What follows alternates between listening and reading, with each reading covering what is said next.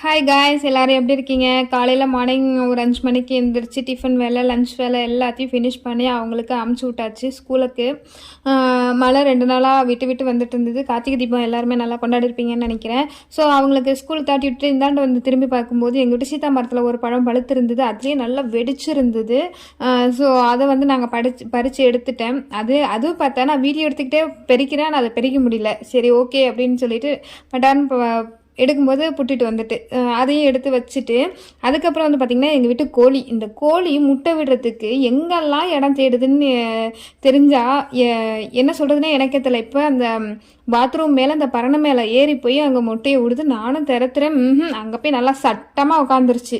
அதுக்கப்புறம் அந்த முட்டையை ஏணி போட்டு தான் எடுக்கணும். அதையும் தான் எடுத்தோம், ஏணி போட்டு தான் நாங்கள் அந்த முட்டையே எடுத்தோம். ஸோ அது வேறு விஷயம். ஸோ சிசுவல் எல்லா வேலையும் முடிச்சாச்சு, வீட்டு வேலையை முடிச்சுட்டு நான் அதுக்கப்புறம் என்னோடய ஒர்க்குக்கு வந்தாச்சு. இப்போதைக்கு நான் இந்த ஒர்க் தான் நான் பண்ணிகிட்ருக்கேன்.